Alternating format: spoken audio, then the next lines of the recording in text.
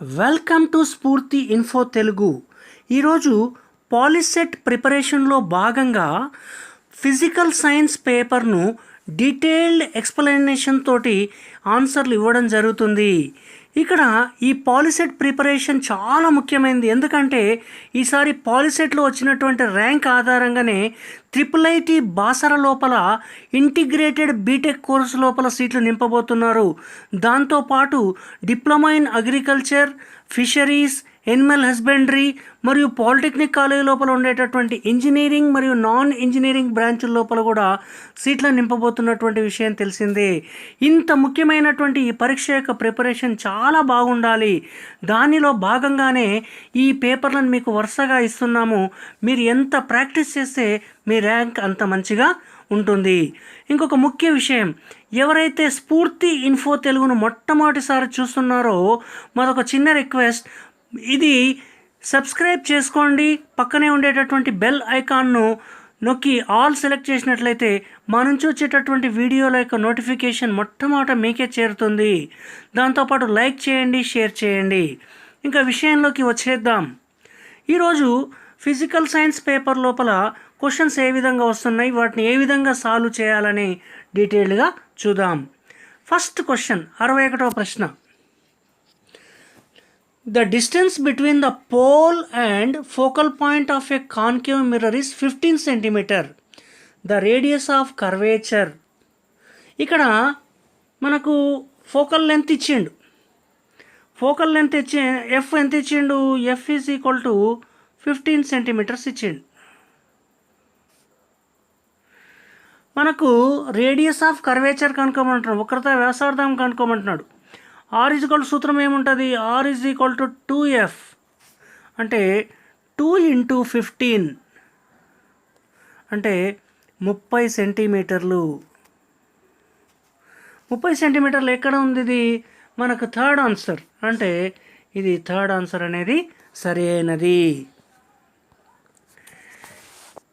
Next 62 question. క్రింది 2 వాక్యాలను చదివి సరైన సమాధానం ఎంచుకోండి. ఏ, నిజ ప్రతిబింబాన్ని తెరపై పొందవచ్చు. మనం నిజ ప్రతిబింబం, మిథ్యా ప్రతిబింబం అని తెలుసు కదా. Real image, virtual image. Real image అనేది ఏంటంటాం? తెర మీద ఏ ప్రతిబింబాన్ని అయితే పట్టగలుగుతామో దాన్నే నిజ ప్రతిబింబం లేకపోతే రియల్ ఇమేజ్ అని అంటాం. తెర మీద పట్టలేకపోతే అది విర్చువల్ ఇమేజ్. ఇక్కడ సెకండ్ స్టేట్మెంట్, బి స్టేట్మెంట్ ఏముంది? Virtual image can be captured on screen. మిథ్యా ప్రతిబింబాన్ని తెరపై పొందవచ్చు అంటున్నాడు. అంటే ఇది తప్పు. కేవలం ఏ అనేటువంటి స్టేట్మెంట్ మాత్రమే కరెక్ట్, బి అనేటటువంటి స్టేట్మెంట్ తప్పు. కాబట్టి ఇక్కడ ఏ అనేటటువంటి స్టేట్మెంట్ మాత్రమే కరెక్ట్ ఉన్నది ఏంది? ఒకటో ఆప్షన్లో ఏ మరియు బి రెండు సరైనవి, రెండో ఆప్షన్లో ఏ, బి రెండు తప్పులే, మూడో ఆప్షన్లో ఏ మాత్రమే సరైనది, నాలుగో ఆప్షన్ లోపల బి మాత్రమే సరైనది. మనకేంది? ఏ మాత్రమే సరైనది, అంటే మూడో ఆప్షన్ అనేది సరైన జవాబు. Next 63 question. The filament of an electric bulb is usually made of. అంటే విద్యుత్ బల్బు లోపల ఫిలమెంట్గా వాడేటటువంటి పదార్థం ఏది అంటున్నాం. ఇది బల్బ్ యొక్క నిర్మాణం లోపల 7th క్లాసులోనే చదువుకుంటాం. ఫిలమెంట్గా వాడేటటువంటిది టంగ్స్టన్. నెక్స్ట్, ఒక జౌల్ బై ఒక కూలుంబ్ అనగా అని అంటున్నాడు. 64th question. Joule by coulomb అంటే ఇక్కడ జౌల్కు కూలుంబ్కు ఉండేటటువంటి రిలేషన్ ఏముంటుంది? W is equal to QV, Q × V. W by Q. Joule అంటే ఏంది? W వర్క్, Q అంటే కూలుంబ్, అంటే W by Q is equal to ఏమవుతుంది? వోల్ట్ అవుతుంది. అంటే 1 జౌల్ బై 1 కూలుంబ్ అంటే ఏమవుతుంది? 1 వోల్ట్కు సమానం అవుతుంది. ఇక్కడ వోల్ట్ తోటి ఉండేటటువంటి ఆప్షన్ ఇది ఒకటే, కాబట్టి 4వ ఆన్సర్ అనేది సరైనది. ఎప్పుడైనా సరే ఒక రిలేషన్ గుర్తుపెట్టుకోవాలి. W is equal to Q × V, అంటే పని ఈజ్ ఈక్వల్ టు విద్యుత్ ఆవేశం × పొటెన్షియల్ భేదము అవుతుంది. నెక్స్ట్ 65వ ప్రశ్న. The drift velocity of electrons in copper wire is about రాగి తీగలో ఎలక్ట్రాన్ల యొక్క అపసర వేగం, ఇది డైరెక్ట్గా విద్యుత్ లోపల మనకు కరెక్ట్గా దాని వాల్యూస్తో సహా ఇచ్చినటువంటి అంశం 0.07 మిల్లీమీటర్స్ పర్ సెకండ్. ఇది స్టాండర్డ్ వాల్యూ, ఎక్కడ మార్పు లేదు, దీనికి క్యాలిక్యులేషన్ ఏమీ అవసరం లేదు. నెక్స్ట్ 66వ ప్రశ్న.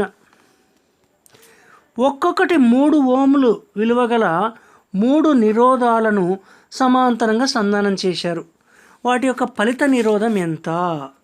మనం ప్రతి పేపర్లో కూడా ఒకటి గమనిస్తూ ఉన్నాం, నిరోధాల లోపల శ్రేణి సంధానం, సమాంతర సంధానంకి వెళ్ళి ఒక క్వశ్చన్ గ్యారంటీగా ఉంటుంది. శ్రేణి సంధానం అంటేనేమో R=R1 + R2 + R3. ఇక్కడ ఇచ్చినటువంటిది ఏంటి? సమాంతర సంధానం. కాబట్టి 1/R = 1/R1 + 1/R2 + 1/R3. ఇక్కడ 1/R = 1/3 + 1/3 + 1/3. ఇక్కడ therefore 1/R = ఏమవుతుంది?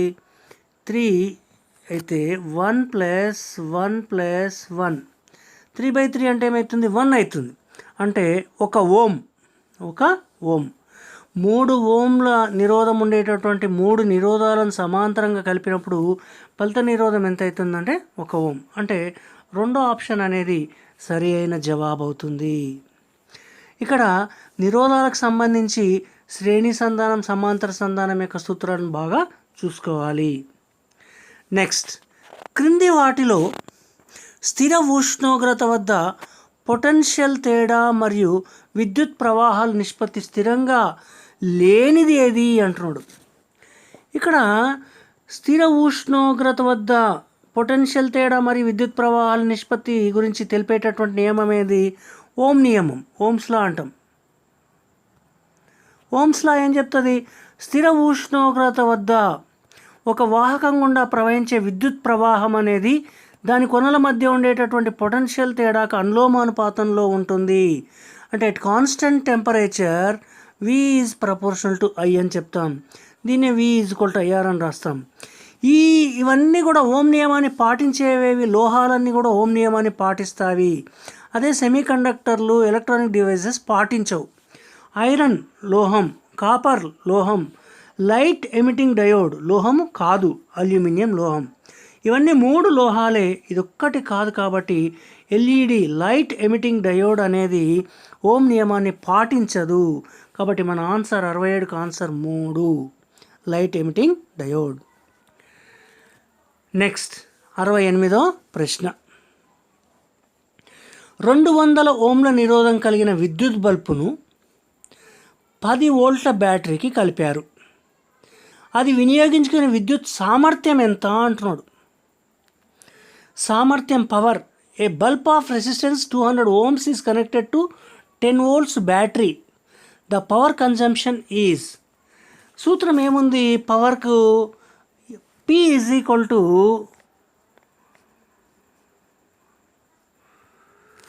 I²R లేదా V²/R. ఇక్కడ Pకి సంబంధించి మనకి ఏమేమి ఇచ్చారు? P = V ఇచ్చిండ్రు, R ఇచ్చిండ్రు. కాబట్టి V అంటే ఎంత ఉంది? వోల్టేజ్ 10, అంటే 10 × 10 బై R = నిరోధం ఎంత ఉంది? 200, అంటే 0 0 0 0 పోతే 1/2. 1/2 అంటే 0.5 watts. 0.5 watts ఏదనుకుంది? 3వ ఆన్సర్ కరెక్ట్. అంటే 200 ఓంల నిరోధం కలిగినటువంటి విద్యుత్ బల్బును 10 వోల్ట్ల బ్యాటరీ కలిపితే విద్యుత్ సామర్థ్యం ఎంత అవుతుందంటే 0.5 watts అవుతుంది. ఇక్కడ సామర్థ్యానికి సంబంధించినటువంటి ప్రశ్నలు వచ్చినప్పుడు ఈ సూత్రాన్ని కొంచెం గుర్తుంచుకోవాలి బాగా. P = I²R లేదా P = V²/R. ఈ సూత్రాన్ని గుర్తుంచుకున్నట్లయితే మనం సులభంగా అటువంటి ప్రశ్నలన్నీ కూడా చేయవచ్చు. నెక్స్ట్ 69వ ప్రశ్న. ఒక గాజు గ్లాసులో నీటిలోంచి నిమ్మకాయ పరిమాణం పెరిగినట్లు కనపడుతుంది. కారణం, మనం నిమ్మకాయలు గాజు గ్లాస్ లోపల నీళ్లు పోసి దాంట్లో నిమ్మకాయ ఉంచినప్పుడు పక్కకి వెళ్ళి చూసినప్పుడు పెరిగినట్టు కనపడుతుంది. ఎందుకోసం పెరిగినట్లు కనపడుతుంది? కాంతి కిరణాలు ఒక యానకంలో నుంచి ఇంకో యానకం లోపలికి ప్రయాణించినప్పుడు వంగి ప్రయాణిస్తాయి. ఈ విధంగా వంగి ప్రయాణించడం వల్లనే మనకు దాని యొక్క నిమ్మకాయ పరిమాణం పెద్దదిగా కనపడుతుంది. వంగి ప్రయాణించేటటువంటి ధర్మాన్ని ఏమంటాం? వక్రీభవనం అంటాం, రిఫ్రాక్షన్ అంటాం. ఇక్కడ రిఫ్రాక్షన్ ఏముంది? రెండో ఆన్సర్ అనేది రిఫ్రాక్షన్. కాబట్టి మనకు జవాబు 2, రిఫ్రాక్షన్ లేకపోతే వక్రీభవనము. నెక్స్ట్ 70. 45 డిగ్రీల సందిగ్ధ కోణంగా కలిగిన ఒక పదార్థం యొక్క వక్రీభవన గుణకం ఎంత? The critical angle is 45 degrees. Critical angle ఇచ్చింది. C is equal to 45 degrees critical angle.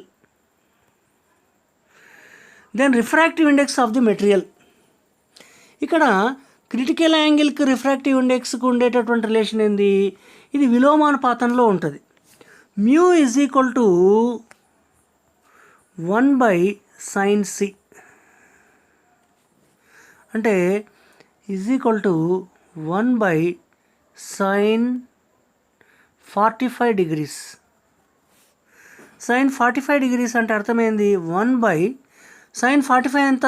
1/√2. ఇక్కడ ఇది రాసుకుంటే ఏమవుతుంది? √2 అవుతుంది.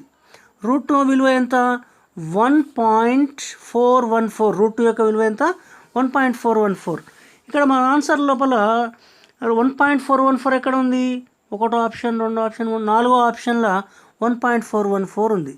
కాబట్టి మనకు నాలుగో ఆన్సర్ అనేది సరైనది. I మరియు Rలు పతన కోణం మరియు వక్రీభవన కోణంలు వరుసగా అయితే కాంతి కిరణం గాజు నుండి గాలి లోపలికి ప్రయాణించినప్పుడు గాజు నుండి గాలి లోపలికి ప్రయాణిస్తుంది. గాజు అంటే ఏంది? సాంద్రతర యానకం. గాలి అంటే ఏంది? విరళ యానకం. గాజు నుండి గాలి లోపలికి ప్రయాణించినప్పుడు వాటి మధ్య ఉండేటటువంటి సంబంధం ఎప్పుడు కూడా ఎట్లా ఉంటుందంటే I is less than R ఉంటుంది. ఇక్కడ రిఫ్రాక్షన్ ఎక్కువ ఉంటుంది ఇన్సిడెంట్ కంటే. కాబట్టి మూడో ఆన్సర్ అనేది సరైంది. పరాక్సియల్ రేస్, పరాక్సియల్ కిరణాన్ని దేన్ని అంటాం? ఇక్కడ ప్రధానాక్షానికి లంబంగా ఉంటేనా, ప్రధానాక్షానికి చాలా దగ్గరగా ఉంటేనా, ప్రధానాక్షంతో 45 డిగ్రీల కోణం చేస్తేనా, ప్రధానాక్షం గుండా పోతేనా? దీనికి పరాక్సియల్ రేస్ అంటే ప్రధానాక్షానికి చాలా దగ్గరగా ఉండే వాటిని పరాక్సియల్ కిరణాలు అంటాం. కాబట్టి సెకండ్ ఆన్సర్ అనేది సరైనది. ఈ క్రింది ఏ సందర్భంలో కుంభాకార కటక నిజ ప్రతిబింబాన్ని ఏర్పరచదు? in which one among the following cases the convex lens does not give a real image? Real image convex lens అంటే కుంభాకార కటకం మామూలుగా ప్రతిసారి కూడా రియల్ ఇమేజే ఇస్తుంది. కానీ ఒకే ఒక సందర్భంలో ఇయ్యది ఎప్పుడంటే నాభి మరియు దృక్కేంద్రం మధ్య ఎప్పుడైతే ఉంచుతామో, నాభికి మరియు దృక్కేంద్రానికి మధ్యలో వస్తువును ఉంచినట్లయితే అప్పుడు మిథ్యా ప్రతిబింబాన్ని పెద్దదైనటువంటి సైజు లోపల నిట్ట నిలువుగా ఏర్పరుస్తుంది. కాబట్టి అది మొదటి సందర్భమే. వస్తువును నాభి మరియు దృక్కేంద్రం మధ్య ఉంచినప్పుడు మాత్రమే ఆ సందర్భం వస్తుంది. నెక్స్ట్, వస్తువుని పుటాకార కటకం యొక్క ప్రధాన అక్షంపై ఏ స్థానం వద్ద ఉంచినా ఏర్పడు ప్రతిబింబ స్వభావం. పుటాకార కటకానికి సంబంధించినటువంటి స్వభావం ఎట్లా ఉంటుంది? ప్రతిబింబంది ఎక్కడ ఉంచినా సరే అది పుటాకార కటకం ఎప్పుడు కూడా మిథ్యా ప్రతిబింబాన్ని ఏర్పరుస్తుంది. ఎట్లా ఉంటుంది? నిట్ట నిలువ తలకిందులుగా నిట్ట నిలువుగా ఉంటుంది. అంటే నిట్ట నిలువుగా మిథ్యా ప్రతిబింబాన్ని ఏర్పరిచేది నాలుగో ఆప్షన్ సరైంది. ఒక కుంభాకార కటకం వస్తు మరియు ప్రతిబింబ దూరాలు సమానమైతే దాని నాభ్యంతరం ఎంత అంటున్నాడు. ఇక్కడ నాభ్యంతరం కనుకోనిక సూత్రం ఏముంటుంది? 1/f is equal to 1/u plus 1/v is equal to 1/x plus 1/x. ఇక్కడ 1/f is equal to x తీస్తే 1 + 1 అంటే 2/x. అప్పుడు F ఏమైతే రెసిప్రోకల్ కాబట్టి x/2 అవుతుంది. x/2 ఉండేటటువంటి ఆప్షన్ ఏది? Second option. అంటే దీని యొక్క జవాబు x/2. కంటి యొక్క ఏ భాగం కంటి కటక నాభ్యంతరాన్ని మార్చుకోవడానికి సహాయపడుతుంది? మనం కంటి కటకం యొక్క నాభ్యంతరం మార్చుకోవాలంటే ఏది ఉపయోగపడుతుంది? రెటీనానా, లేకపోతే కంటి పాపన, ప్యూపిలా, సిలియారీ కండరమా, కార్నియానా? దీని యొక్క పరిమాణాన్ని మార్చేది సిలియారీ కండరం మాత్రమే. ఎలాస్టిక్ స్థితిస్థాపకత ఉండేటటువంటి కండరం సిలియారీ కండరం. ఇదే నాభ్యంతరాన్ని మార్చుకోవడానికి ఉపయోగపడుతుంది. మానవుని కంటి ముందు ఏ స్థానం వద్దనైనా వస్తువు ఉన్నప్పుడు గల స్థిరమైన ప్రతిబింబ రూపం. ఇది స్థిరమైన ప్రతిబింబ రూపం ఎప్పుడు కూడా ఎంత ఉంటుంది? కంటి లోపల మనం చూసినాం 2.5 సెంటీమీటర్స్గా ఉంటుంది. నెక్స్ట్, దీర్ఘదృష్టి దోషం సర్దుబాటుకు వాడు కటకం. To correct one's hypermetropia defect. ఇది కంటికి సంబంధించినటువంటి ప్రాబ్లమ్స్ లోపల కూడా కంటి యొక్క సామర్థ్యం ఇవ్వడం, తర్వాత అశ్వదృష్టి, దీర్ఘదృష్టి, ప్రెస్బయోపియా, వీటి గురించి ఎక్కువగా అడుగుతుంటారు కాబట్టి వీటిని కూడా కొంచెం చూసుకోవాలి. దీర్ఘదృష్టి దోషం ఉండేటటువంటి వాళ్ళు సర్దుబాటుకు వాడేటటువంటి కటకం ఏది? దీర్ఘదృష్టికి ద్వికుంభాకార వాడతారు. దానికి ఏం వాడతారు? ద్వికుంభాకార.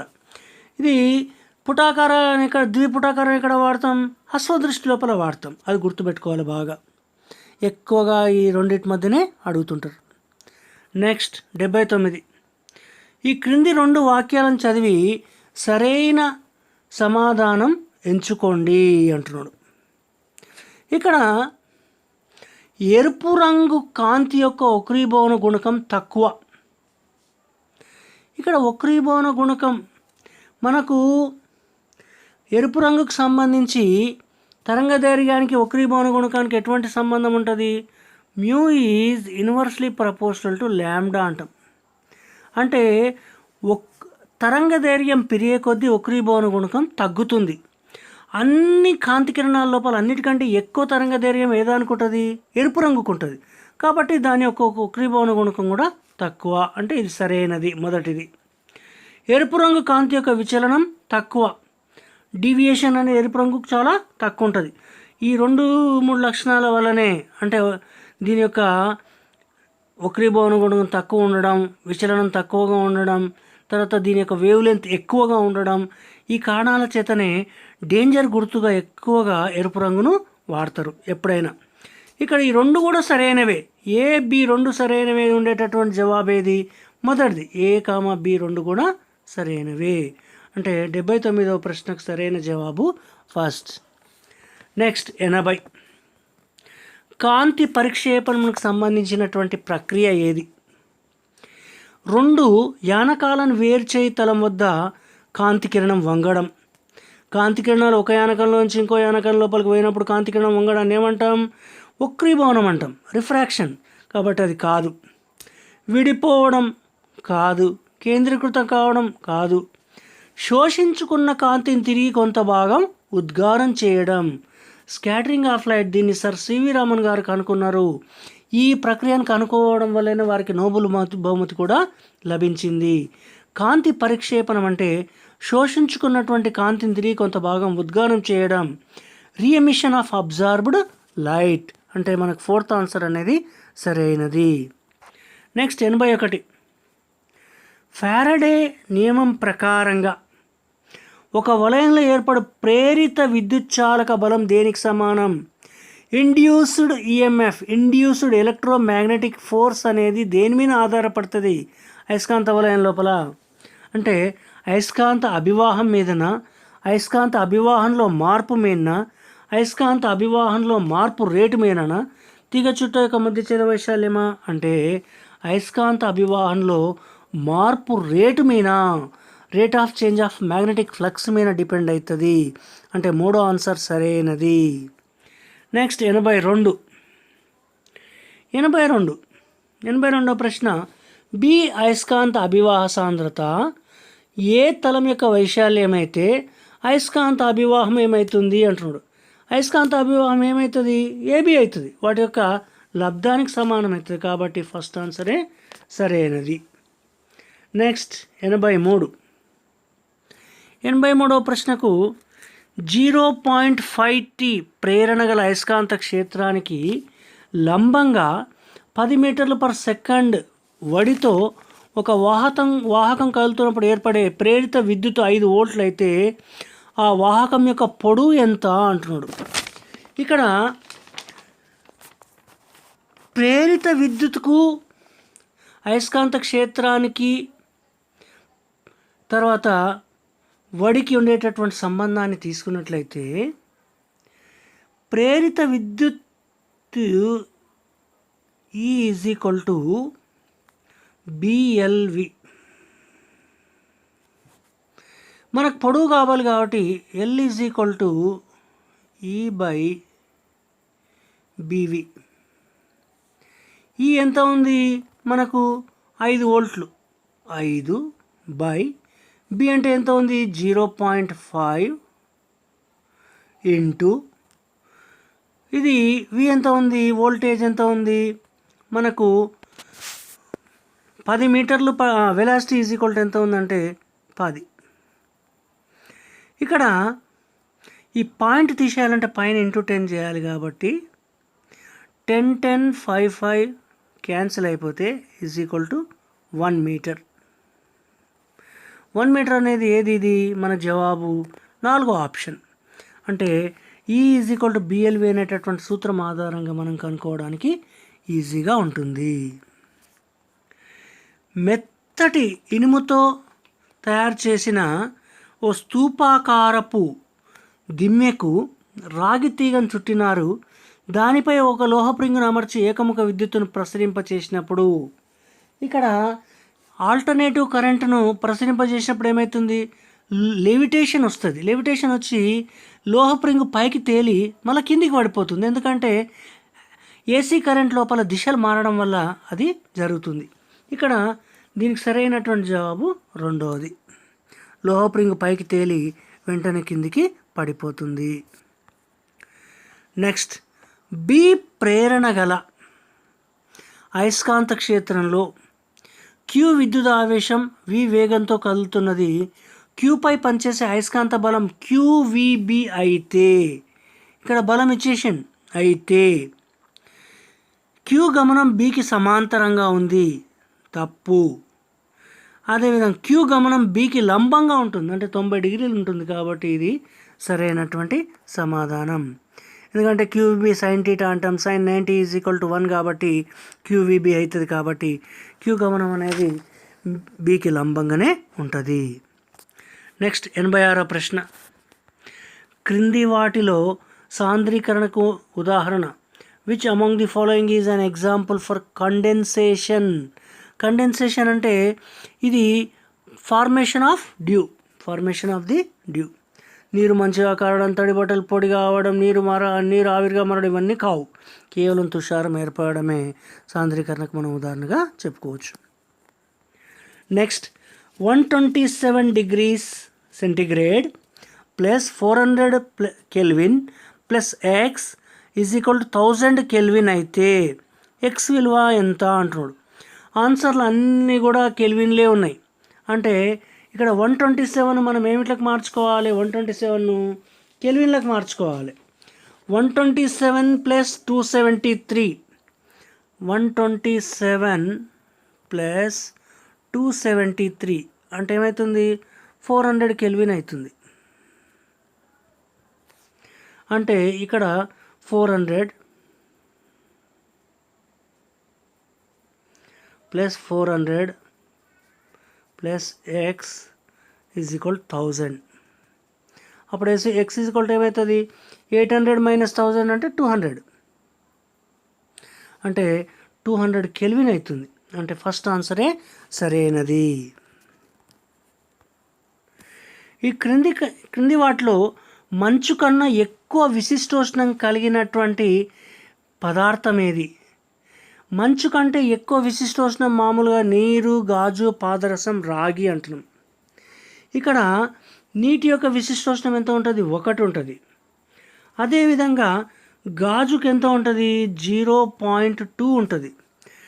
పాదరసానికి 0.03 ఉంటుంది. రాగికి 0.09 ఉంటుంది స్పెసిఫిక్ హీట్ అనేది. కాబట్టి వీటి లోపల ఎక్కువ విశిష్టోష్ణం ఉండే పదార్థం ఏంది? నీరు. కాబట్టి ఫస్ట్ ఆన్సరే సరైనది.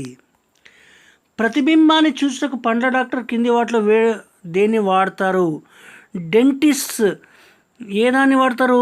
కుంభాకార దర్పణమా, పుటాకార దర్పణమా, సమతల దర్పణమా, కుంభాకార కటకమా? ఆయన వాడేది పుటాకార దర్పణము.